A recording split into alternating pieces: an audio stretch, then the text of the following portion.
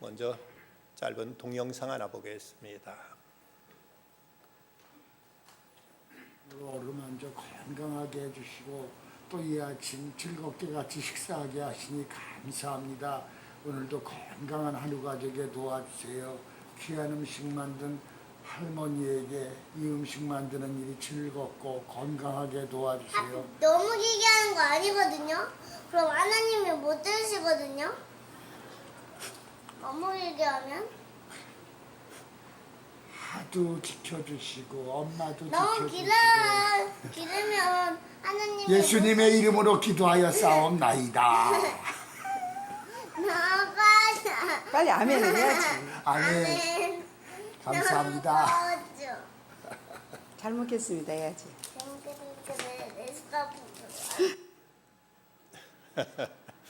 여러분들 혹시 명절 때 이런 일은 없으셨습니까?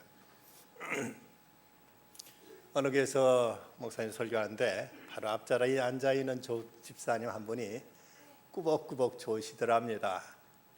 자꾸 눈에 거슬려서 목사님 옆에 있는 집사님한테 좀 깨우시라고. 그랬더니 그분이 옆에 사람을 마지못해 깨우면서 이렇게 한마디 중얼거리더라는 것이죠. 재우기는 자기가 재워놓고 누구한테 깨우래. 이런 얘기 안 들으려고 이런 동영상도 여러분에게 보여드렸습니다. 우리 한국 사람들, 우리 선조들은 잠에 대해서도 표현하는 말들이 참 많았습니다. 무려 20여 가지나 됐다고 합니다. 그 가운데 이제 좋은 잠은 단잠, 귀잠, 저승잠 같은 잠이 있고, 또 이제 썩 좋지 않은 잠은 선잠, 사로잠, 노루잠, 이승잠 같은 잠은 이제 편치 않은 잠을 일컫는 표현들이었습니다. 그 가운데 또 재미있는 잠에 대한 표현들 가운데 보면 개잠은 개견자처럼 팔다리를 오그리고 옆으로 누워 자는 잠을 말했고, 나비잠은 어린아이들 잠처럼 두 손을 머리 위로 올리고 자는 잠, 이것도 개구리 잠이라고도 불렀다고 합니다. 이와같이 등걸잠은 옷 입은 채 덮개를 걸치지 않고 쓰러져 자는 잠, 말뚝잠은 꼿꼿이 앉은 채 자는 잠, 돌기어잠은 이것은 누운 자리에서 빙빙 돌며 자는 잠, 그리고 해바라기 잠은 이불 하나로 여러 사람들이 발만 덮고 삥 둘러서 자는 잠을 해바라기 잠이라고 불렀는데, 옛날 흥부의 아들들이 이렇게 잤다고 전해지고 있습니다. 성경은 잠에 대해서 긍정적인 표현도 있고 또 부정적인 표현도 있습니다. 긍정적인 잠을 보면 예수님께서 제자들과 함께 갈릴리 호수를 지나실 때, 그때 이제 그 풍랑이 일어나는데 제자들은 두루 어쩔 줄 모르지만 예수님 배 밑전에서 편안히 잠들어 계시던 모습, 어떤 어려움과 위기 속에서도 담대하게 하나님이 주시는 평안을 누리는 이런 잠을 성경은 소개하고 있습니다. 그 가운데 시편 127편 2절에 보면 너희가 일찍 일어나고 늦게 누우며 수고의 떡을 먹으며 헛되도다. 그러므로 여호와께 그 사랑하신 자에게 잠을 주시는도다는 말씀처럼 하나님께 주시는 평안과 안식으로서 이제 긍정적인 잠이 있습니다. 그런가 하면 또 부정적인 잠도 있죠. 예수님께서 십자가 지시기 전날 밤 갈릴리 게세마네 동산에 기도하실 때, 그때 그 제자들에게 너희는 시험에 들지 않도록 깨어 있어 기도하라고 말씀하셨습니다. 그러나 제자들은 그만 이제 피곤하다는 이유로 저들은 깨어 있지 못하고 잠들었다가 엄청난 시험에 빠지게 되고 마는 것을 볼 수가 있습니다. 어떤 사람은 말하기를 유교는 엎드리는 문화요, 불교에는 앉아있는 좌상의 문화라고 말합니다. 불상들 가운데 보면 은진미륵 같은 경우를 제외하고는 거의가 모든 불상들은 이제 대웅전 그 높은 자리에 떡 앉아 있는 모습을 볼 수가 있습니다. 그러나 기독교는 일어서는 문화라고 이렇게 말합니다. 예수님의 그 성화를 보면 대개가 다 서 계신 모습입니다. 문 밖에서 문을 두드리는 모습도 예수님이 서 계신 것이고, 그리고 스데반이 순교할 때 예수님이 일어나셔서 스데반을 영접하는 환영하는 이런 모습도 성경은 예수님이 일어서시는 모습으로 소개하고 있습니다. 대개 모든 사람들은 죽을 때 누워서 사람들은 이 세상을 하직합니다마는 예수님은 십자가에 달리셔서 일어서신 채로 예수님은 이제 숨을 거두셨습니다.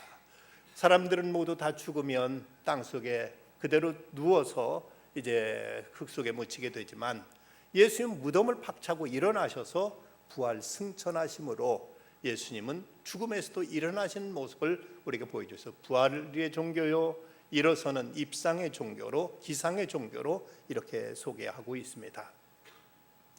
오늘 성경 말씀 로마서 13장 11절 말씀 보면 또한 너희가 이 시기를 알거니와 자다가 깰 때가 벌써 되었으니 이는 이제 우리의 구원이 처음 믿을 때보다 가까웠도다 하고 이렇게 말씀하고 있습니다. 여기 이 시기를 안다. 여기 이 시기란 표현은 바로 현재 오늘 일이란 이 순간, 이 시간을 지금 말씀하고 있는 것입니다. 성경에 보면 시간을 나타내는 헬라의 두 가지 단어가 따로 표현되어 있습니다. 하나는 카이로스라는 단어고 또 하나는 크로노스라는 단어입니다. 크로노스는 하나 기계적으로 움직이는 그냥 저절로 가는 이런 그 물리적인 시간을 의미한다면 카이로스란 시간은 하나의 사건적인 시간이요, 역사적인 시간이요, 하나님께서 예언하시고 하나님께 말씀하신 하나님의 뜻이 이루어지는 이런 시간을 성경은 카이로스라는 단어로 표현하고 있는데 지금 여기서 말씀하고 있는 이 시기란 말씀도 하나님의 뜻이 이루어지는 그 시점, 이런 면에서 역사적인 시간을 말씀하고 있습니다. 사람들은 보약을 먹고 운동하고 건강관리 잘하면 이 땅에 오래 천년만년 살 것처럼 생각합니다마는 그래도 모든 사람은 죽는다는 사실 앞에는 누구도 예의가 없습니다. 우리는 이제 중요한 것은 어느 때든 하나님 부르신 우리가 하나님 앞에 가야 된다는 그 오메가 포인트, 하나님이 정말 그 시점을 설정해 놓고 그때를 기점으로 해서 내게 얼마나 남았는가, 이것을 늘 우리는 카운트다운 해가면서 하루하루를 종말 앞에 우리는 긴장된 자세로 살아가야만 될 것입니다. 자동차 사이드 미러에 보면 사물이 거울에 보이는 것보다 가까이 있다고 이렇게 말씀하고 있습니다. 이처럼 우리의 종말도 점점 가까워오고 있습니다. 그날이 언제인지 우리는 알 수 없습니다만은 나 중심으로 시간을 우리가 이해하지 말고 그리스도를 중심으로 주님께 재림하실 그날 그 디데이를 기점으로 이제 거기서부터 오늘 하루하루를 내다보며 살아갈 수 있는 이런 지혜가 우리에게 필요한 것입니다. 그런 면에서 바로 오늘 이 시점이라는 시간은 바로 주님이 가까운, 재림이 가까운 시간이라고 말씀하고 있습니다. 11절 말씀, 우리의 구원이 처음 믿을 때보다 가까웠습니다. 구원은 현재 고난으로부터 탈피나 점진적인 구원의 과정이 아니라 종말론적이고 일시적인 순간적인 종말이 우리에게 다가올 것을 말씀하고 있기에 우리는 그 종말 앞에 이제 우리는 항상 그걸 의식하며 살아야 될 것을 성경은 말씀합니다. 두 번째로 우리의 이 시간은 영적으로 어두운 시기를 말씀하고 있습니다.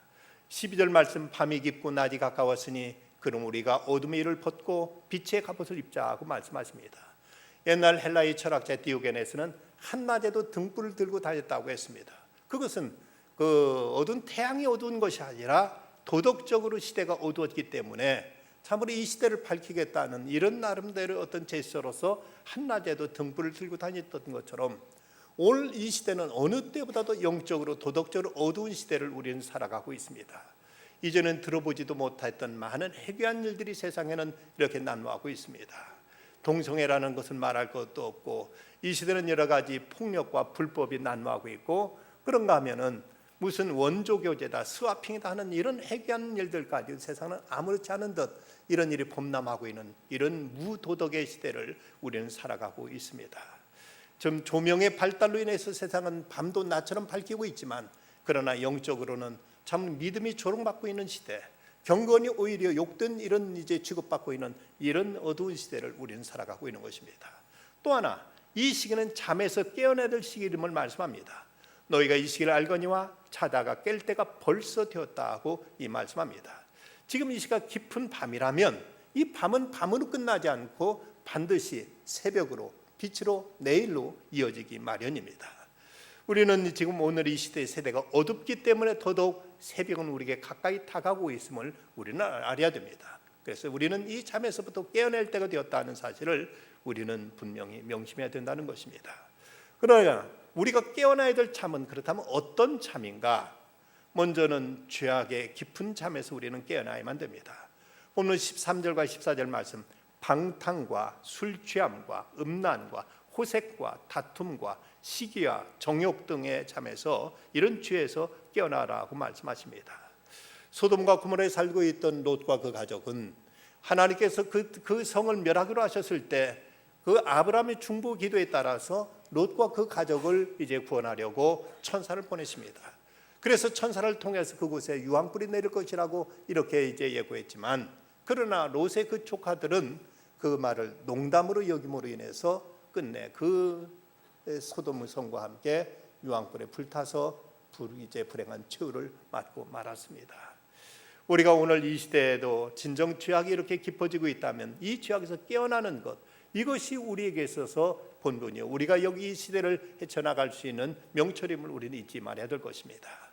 성 어거스틴, 그는 성자로 모든 사람들로부터 추앙받습니다마는 그는 한때 젊은 시절에는 몹시 방탕한 생활에 빠져 있었고 사생활을 낳기도 했고 마니교라는 이단에 빠지기도 했던 사람이었습니다.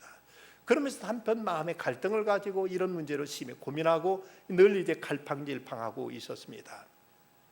그는 선한 일을 좀 하려다가 쓰러지고 깨끗하게 살려고 하다가 또 죄를 지으면서 고민과 갈등에 빠져서 주여 언제까지입니까? 이 모순과 갈등의 생활을 언제까지 해야만 됩니까? 나는 왜 저런 구제불능입니까? 하고 이렇게 그는 이제 고민하며 괴로워하고 있던 때, 어느 날 그는 자기 그 정원을 거닐다가 갑자기 어떤 아이의 소리, 음성을 듣게 됩니다. 그 들려온 소리는 집어다가 읽어라, take and read라는 이 음성이 그에게 들려오게 되는 것입니다. 깜짝 놀라서 그는 방으로 뛰어들어가서 책상에 놓여있던 성경을 펼쳐 들었을 때 바로 오늘 로마서 13장 14절과 14절 말씀이 그 눈앞에 번쩍 띄었습니다. 낮에와 같이 단정히 행하고 방탕하거나 술 취하지 말며 음란하거나 호색하지 말며 다투거나 시기하지 말고 오직 주 예수 그리스도를 옷 입고 정욕을 위하여 육신을 도모하지 말라. 그 순간 어거스틴은 깊은 죄의 잠에서 깨어나게 됩니다. 그는 그때부터 방탕했던 생활을 깨끗이 청산하고 새 사람이 되어서 탕하였던 그가 성자로 거듭나는 이런 인생의 대전기를 마련하게 되었던 것입니다. 우리가 깨어나야 될 잠이 있다면 그것은 무엇보다 먼저는 죄악의 잠에서 깨어날 것을 성경은 말씀합니다. 그러면 우리가 또 깨어나야 될 잠이 있다면 안일과 나태의 잠에서부터 벗어나야 됩니다. 예수님께 그토록 제자들에게 깨어있어 기도하라고 말씀하셨지만 저희들은 그 안일한 가운데 설마 내가 하룻밤 기도 안 하지 않았다고 무슨 대단한 일이 일어나랴 하고 이렇게 태연하게 생각하면서 예수님이 거듭 3번이나 깨우셨건만 저들은 그대로 쿨쿨 잠들어 버림으로 인해서 저들은 예수님을 부인하게 됐고 예수님 제자가 아니라고 맹세했고 나중에 심지어 그들은 저주하기까지 이런 형편없는 자리까지 저들은 추락하고 말았습니다. 이런 어처구니 없는 실패, 그것은 저들이 그 육신의 안일과 나태에 젖어 있었기 때문에 저들은 이 엄청난 이제 육신의 잠으로 인한 영적인 잠으로 인해서 그들은 무서운 시험의 자리에 빠지고 들고 말았던 것입니다. 어떤 농부가 있었습니다. 다른 사람들은 모두 다 부지런히 이제 그 일터에 가서 일하고 있는데 이 농부는 그 한낮에도 자기 집에서 그냥 벌렁 틀어놓아서 낮잠만 자고 있었습니다. 그런데 이상한 소리가 귓전에 들리기에 개슴츠레하게 눈을 뜨고 이제 그 문 밖을 바라봤더니 그 웬 간 큰 도둑이 대낮인데도 담을 넘어서고 있는 것입니다. 그런데도 이 농부는 일어설 줄을 모르고 들어오기만 해봐라 하고는 이러고는 이제 그대로 누워 있었습니다. 그런데 그 도둑이 또 마당을 거의 이제 질러 오는 것입니다. 집으로 들어오기만 해봐라. 그러고는 또 이제 누워 있었습니다. 그랬더니 이 도둑이 문을 열고 안방으로 들어오는 것입니다. 무엇인가 가져가기만 해봐라 하고는 이렇게 또 이제 그대로 누운 채 그는 거기서 일어날 줄 몰랐습니다. 한참 도둑이 값비싼 것들을 몽땅 쌓고 나가자 또 다시 오기만 해봐라. 그는 그대로 잠들어 버리고 몽땅 모든 잃어버리고 말았다고 합니다. 우리가 깨어나지 못하면 이렇게 엄청난 낭패를 당하게 되고 이렇게 귀한 것들을 우리는 상실하게 되는 이런 이제 그 위기에 빠지게 되고 만다는 사실입니다. 또 하나 우리가 깨어나야 될 잠이 있다면 우리는 무책임과 도피의 잠에서 깨어나면 안 됩니다. 오늘 요나서에 있는 말씀 보면 하나님께서 니느웨 성에 가서 그곳에 하나님의 심판을 선포하라고 요나에게 말씀하십니다. 그런데 요나는 이제 그는 자기의 같은 민족인 북왕국 이스라엘 무너뜨린 나라가 아수르였기 때문에 아수르의 그 수도인 니느웨에 가서 하나님 심판을 선포하는 것이 영 그 마음에 맞지 않았습니다. 그래서 그는 하나님 명령을 피해서 다시스로 가려고 요빠라는 해안 도시에 가서 배를 얻어 타고는 그리고 도망가고 있었습니다. 그저 하나님께 그의 도망가는 길을 막으시려고 그 바다에 무서운 풍랑을 내리셨습니다. 배가 금방이라도 침몰할 듯한 이런 위기에 처하자 배 안에 탔던 모든 사람들은 배 안에 싣고 있던 모든 무거운 짐을 다 바다에 던지고 그래도 안 되니까 모두 다 자기들 신에게 살려달라고 부르짖어 기도하고 있는데 요나만 배 밑바다에 가서 쿨쿨 잠들어서 모든 것은 나하고 상관없다는 듯 그는 이제 도피해서 그곳에서 눈칠끔 감고 잠자고 있었던 것입니다. 그때 선장이 다가와서 그에게 자는 자여 어찌함이냐 일어나서 내 하나님께 구하라 혹시 하나님이 우리를 생각하사 망하지 아니하게 하시리라 하고 이렇게 이제 그에게 외치는 것입니다. 우리는 마땅히 있어야 될 곳이 있고 우리가 처해야 될 곳이 있습니다. 그런데도 우리가 있어야 될 곳이 있지 않게 될 때 우리는 이로 인해서 무서운 시험에 빠질 수 있게 되고 자칫 우리들이 영원히 멸망에 처할 수가 있다는 사실입니다. 1940년대 프랑스의 해안 도시인 오랑이라는 도시에 의사 베르나르 리우라는 이 의사는 진찰실에서 나와가지고 계단을 내려가다가 계단 한가운데에 있는 죽은 쥐를 한 마리 발견하게 됩니다. 그냥 아무렇지 않은 듯 발로 걷어차고는 그대로 내려갔습니다. 그런데 며칠이 지나자 이 오랑이라는 도시 곳곳에 죽은 쥐들이 나타나기 시작합니다. 그래서 그는 시청 공무원한테 전화를 해가지고 이렇게 죽은 쥐들이 많이 갈리는데 어찌 된 것이냐 이걸 치우라고 얘기합니다만은 시청 공무원은 상부의 지시가 내려오지 않는 이상 나는 아무것도 할 일이 없다 하고 이러면서 거기에 대해 무시해버립니다. 그런데 며칠 지나자 이제 이 오랑이라는 도시에 여러 사람들이 죽어나가기 시작합니다. 그때 그는 의사협회 이제 회장에게 전화를 해가지고 여기 무엇인가 대책을 세워야 되지 않느냐고 무지제 얘기했지만 돌아온 대답은 자기에게는 그럴 자격이 없다고 하면서 여기에 대해서 대책을 세우지 않습니다. 이 일로 인해서 패스트가 창궐하게 되고 도시 전체가 대혼란에 빠지게 된다는 이야기가 유명한 까뮈의 패스트라는 소설의 내용입니다. 어떤 위기에 닥쳤을 때 여기에 대처하고 여기에 즉각 각기 맡은 위치에서 자기 할 일을 다하게 되면 여기에서 어떤 위기를 이제 극복하고 이겨낼 수 있는데도 불구하고 아무도 나 몰라라 하고 자기가 해야 될 그 일을 감당하지 않게 될 때 여기에 무슨 파멸과 무슨 심판은 이제 찾아올 수밖에 없다는 것입니다. 그러면 우리는 이런 잠에 대해서 깨어날 수 있는 방법들은 무엇인가? 운전을 하다 보면 때로는 장거리 운전하다 보면 이제 식곤증에 의해서 나는 피로에 의해서 서서히 잠이 몰려올 때가 있습니다.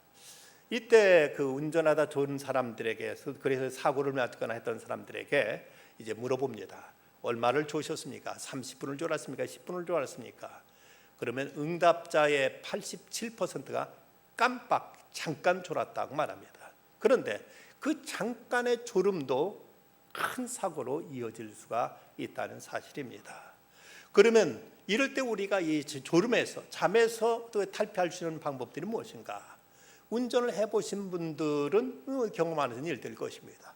그 첫째 그 하나는 계속 말을 하는 겁니다. 옆에 있는 그 동승자와 계속 말을 하면서 이제 그 졸리는 마음을 자꾸 일깨움으로 인해서 우리는 졸음을 이제 방지할 수가 있습니다. 이렇듯 성도들이 신앙적인 잠에 이제 빠지지 않을 수 있는 방법이 있다면 우리도 무언가 말하는 것. 그 말이라는 건 뭐냐? 바로 우리가 하나님께 깨어 기도하는 일입니다. 하나님께 내 모든 사정을 아뢰고 하나님께 내 중심을 쏟아놓고 하나님께 부르짖어 간구할 때 이럴 때 우리는 영적인 잠으로부터 우리는 이제 벗어날 수가 있게 된다는 사실입니다.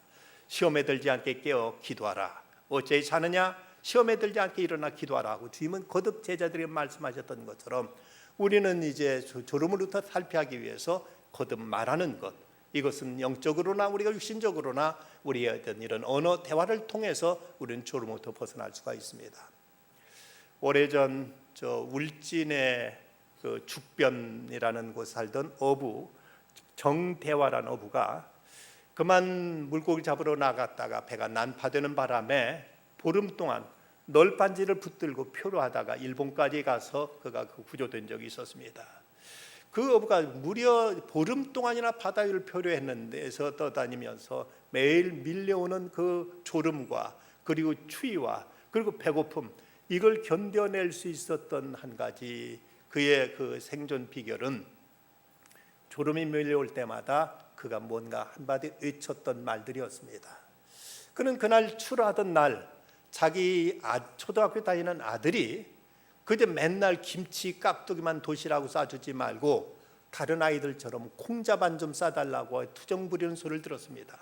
그 얘기를 듣고 그는 오늘 가서 물고기 잡으면 꼭 시장에 가서 콩 한 대박 사다가 콩자반 만들어서 먹여주야리라 하고 결심했는데, 이제 그가 이 배가 파손되어서 물 위에 이제 표류하고 있는 동안 그 생각이 나서 그 졸음이 밀려올 때마다 그가 외쳤던 말은 콩자반 콩자반 하고 이렇게 외친 그때 졸음을 물리치고 그가 보름 만에 살아나서 집으로 돌아올 수 있었다고 합니다. 졸릴 때 콩자반이라는 말을 외칠지라도 뭔가 우리가 입으로 이제 거듭 말함으로써 졸음을 이길 수 있다면, 영적으로 잠들지 않기 위해서 우리는 깨어 기도하는 것, 하나님께 아뢰는 것, 하나님과 대화하는 것, 우리들의 생각과 우리들의 모든 중심을 주 앞에 쏟아놓고 말하는 것이 우리의 졸음을 물리칠 수 있는 첩경임을 우리는 알아야 될 것입니다. 또 하나의 방법이 있다면 뭔가 계속 먹는 것입니다. 엘리야가 이제 지쳐 쓰러져 있을 때 그때 천사가 와서 말합니다. 로뎀나무 아래 누워 자더니 천사가 그를 어루만지며 그에게 이르되 일어나서 먹으라 하는지라.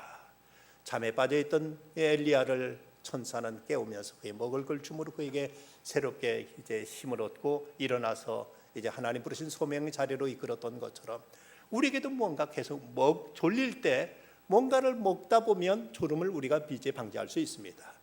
이제 우리가 스낵이라든지 아니면 심지어 어떤 껌이라도 씹는 것이 대단히 중요합니다. 미국에서 이제 운전하면서 졸음 방지할 수 있는 방법 중에 가장 좋은 것 중에 하나가 껌을 씹는 것이라고 언젠가 언론에 보도된 적이 있었습니다만은, 어쨌든 무언가 먹는 걸 통해서 우리가 이제 졸음을 방지할 수 있다면 신앙인들의 영적인 잠을 방지할 수 있는 길은 뭔가? 하나님 앞에 나와서 말씀을 듣는 것이고, 성경의 말씀 성경책을 우리가 읽는 것이고, 우리 하나님께서 주시는 영적인 양식을 거듭 취할 때 우리는 이런 영적인 졸음, 영적인 이제 태만, 영적인 이제 안일에서 벗어나게 될 수 있다는 사실입니다. 거듭 말씀을 들음으로 우리는 이제 영혼의 잠에서 깨어날 수 있습니다.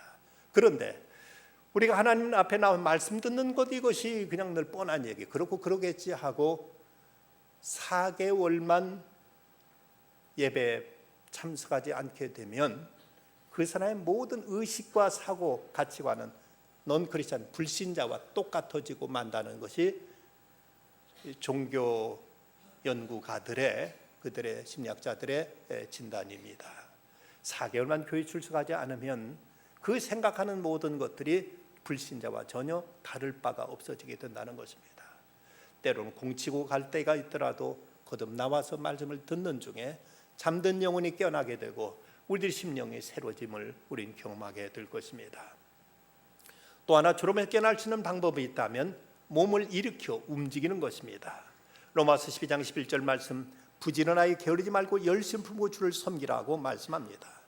운전하다 졸리면은 이제 차를 휴게소라든지 아니면 졸음 쉼터 같은 데라도 잠깐 멈추고 밖에 나와서 몸을 움직이고 좀 이제 체조도 하고 그러면서 이제 우리의 그 심신을 새롭게 이렇게 깨울 필요가 있습니다. 그러지 않고 계속 가다 보면 언제 어떻게 무슨 대형 사고를 만날 줄 모르기 때문에 계속 몸을 움직이는 것, 이것이 우리가 졸음으로부터 벗어날 수 있는 길이라면, 우리가 신앙적으로도 우리가 영적으로 잠들지 않기 위해서 몸을 움직이면서 봉사하고 수고하고 일하는 것, 우리가 선한 일을 위해서 열심히 땀 흘려 일할 때 우리는 이 영적인 잠으로부터 벗어날 수 있다는 사실입니다. C.S. 루이스가 쓴 그 유명한 걸작 스크루 테이프의 편지라는 그 책에서 사탄이 자기 조수인 웜 우드에게 사람들을 타락시키는 법을 이렇게 소개하고 있습니다. 웜 우드야, 우리의 목적은 인간들이 악을 행하도록 유혹하는 것이 아니다. 인간들이 결과적으로 아무것도 한 것 없이 죽게 만드는 것이다. 명심해서 들어라. 우리의 목적을 달성하기 위해서 내가 해야 할 가장 중요한 일은 인간들을 안락하고 편안하게 만드는 것이다. 인간들 누구에게도 방해되지 않고 마음먹은 대로 살고 있다는 착각을, 이런 생각을 갖게 해라. 영적인 투쟁의 의욕을 죽이는 것이 요령이다. 우리의 두 가지 무기를 결코 잊지 말아라. 그것은 무관심과 연기이다. 인간들에게 부와 평안을 주어 남에게 무관심하게 하거라. 그리고 그들에게 편리와 만족을 주어 모든 고상한 계획을 연기하게 만들어라. 우리는 나쁜 짓만 안 하면 된다고 생각하지만 성경에 가르치고 있는 교훈은 사람이 선을 행할 줄 알고도 행하지 않으면 그것이 죄라고 말씀하고 있습니다. 행하지 않는 무의가 죄의 가장, 사탄이 우리를 무너뜨리는 가장 간교한 술책임을 우리는 잊지 말아야 됩니다. 가만히 있었으니까 나는 괜찮지, 아닙니다. 가만히 있다는 그 사실이 무서운 시험임을 우리는 잊지 말아야 될 것입니다. 그러면 우리가 잠에서 깨어난다는 것은 뭘 의미하는가? 13절 말씀 보면 낮에와 같이 단정히 행하라 하고 말씀합니다. 잠에서 깬다는 것은 낮과 같이 단정하게 행하는 것. 낮이란 다른 사람들의 시선이 다 눈앞에 뜨이고 무엇보다 하나님께 앞에 우리를 벌거벗은 모습으로는 그대로 드러날 수 있는 이런 시간입니다. 어두운 곳엔 숨어서 무엇인가 부끄러운 짓을 마음대로 저지를 수가 있지만 낮에는 모든 사람들의 이제 그 밝은 시선 앞에서 우리는 모든 것을 삼가 조심하게 되고 삼가 모든 행사를 단정하게 하게 되고 모든 것을 깨끗하게, 모든 것을 성실하게 해나가는 것입니다. 인류 역사를 통해서 대영 제국의 그 전성기 때 영국인들이 가졌던 그 이상의 자부심을 가졌던 민족은 역사 속에 없었다고 얘기합니다. 당시 대영 제국이 지배를 받던 모든 나라에서는 영국 사람처럼 되는 것이 그들의 꿈이었습니다. 당시 영국인들은 다른 민족과 구별된 스스로 자기들의 어떤 정체를 증명하기 위해서 몇 가지 자기들의 규범이 있었는데, 그 첫째는 영국 사람들은 결코 몸에서 냄새를 풍기지 않기 위해서 매일 목욕하는 것, 두 번째는 항상 정장을 하는 것, 세 번째는 길을 걸을 때 똑바로 걷는 것. 그래서 지금도 영국 경찰들은 도둑이 달아나도 뛰지 않는다고 합니다. 그들은 그만큼 이제 바르게 반듯하게 걷는 것이 그들에게 하나의 체질처럼 되어 있습니다. 또 하나는 매일 영혼의 양식을 위해서 조금이라도 책을 읽는 것, 이것을 그들은 삶의 어떤 나름대로 규범으로 세우고 철저히 이걸 지킴으로 영국인이라는 이런 자부심을 가지고 그들은 다른 민족과 구별되었다고 이렇게 자처하고 살았습니다. 오늘 이 시대를 살아가는 그리스도인들도 이런 자부심을 가지고 매일 살아계신 하나님 말씀을 읽고 그 말씀을 실천하여 반듯하게 살아갈 수만 있다면 세상은 반드시 달라질 것입니다. 알렉산더 이븐 알렉산더 박사가 나는 천국을 보았다, Proof of Heaven이라는 책을 써서 기독교계에 큰 반향을 일으켰습니다. 7년 전에 이분이 이제 그 회생 확률 0%, 제로 상태, 그 의식 불명 상태에서 7일 동안 그는 천국을 보고 왔다고 그는 간증합니다. 그는 다시 이 땅으로 귀환한 이후 나는 왜 돌아와야만 했을까? 그렇게 말로 표현할 수 없는 극치의 그 환경, 천국을 뒤로하고 왜 거칠고 불편한 이곳으로 와야만 했는가? 라는 자신의 질문에 대해서 스스로 이렇게 대답합니다. 나는 보냄을 받았다. 나는 돌아가야만 했다. 내가 외면할 수 없는 소중한 사람들에게로 그들은 모르고 있다. 그들에게 내가 본 것을 알려야만 했다. 지금 그것보다 더 중요한 일은 내게 없다. 알렉산더 박사는 의사의 일도 잠시 내려놓고 하버드 대학교에서 15년간 가르쳤던 화려한 경력도 그는 이제 다 내려놓고 궁극의 존재가 있다는 사실을 깨달은 순간 그는 이 모든 것을 다 아무렇지 않게 내려놓을 수 있었습니다. 그는 현실로 속에서 하나님의 세계, 우리에게 궁극적인 나라를 사람들에게 전하는 일을 위해서 모든 내려놓고 그 일을 위해서 그는 열심히 증거하는 증거자로서의 삶을 살게 됩니다.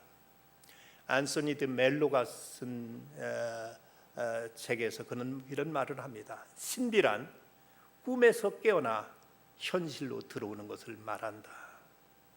우리에게 참된 신비란 죄악된 환상에서 벗어나서 오늘의 우리들의 소명의 자리에 바로 서는 것, 이것이 참된 신비이고 이것이 진정 우리들이 있어야 될 삶의 자리인 것입니다.